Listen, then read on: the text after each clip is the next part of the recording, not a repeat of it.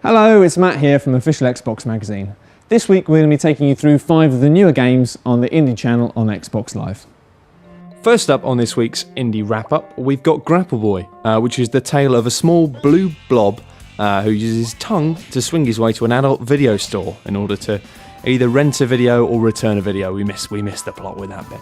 If you played Super Meat Boy, then you'll be more than familiar with the amount of times you're going to die whilst falling onto pits of spikes and other nasty things.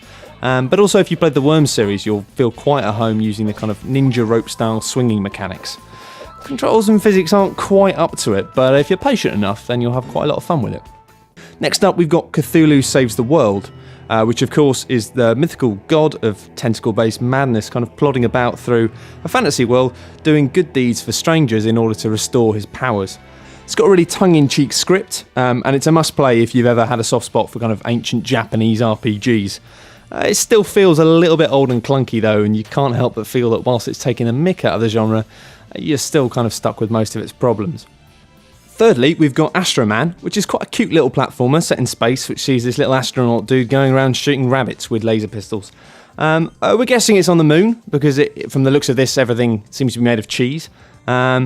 It's pretty good. Starquell Games have done a nice little job here, but sometimes the physics are a little bit funny, especially after jumping. You sometimes find yourself floating in the most peculiar way. But apart from that, it's quite good. And next up, we've got Alien Hunter, which is it's just like Wolfenstein 3D, except it isn't 1992. It's got aliens instead of Nazis, and it's not very good.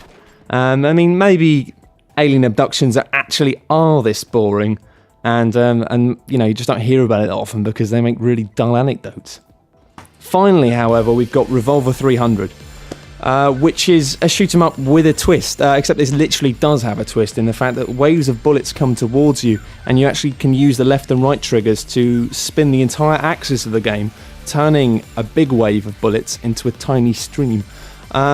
It's also got a really nice function, the fact that you can't die, you'll just lose multiplier every time you get hit. It's well worth a couple of quid, and I'd definitely check it out because it's without a doubt one of the best shooters I've played in years, let alone the best indie games.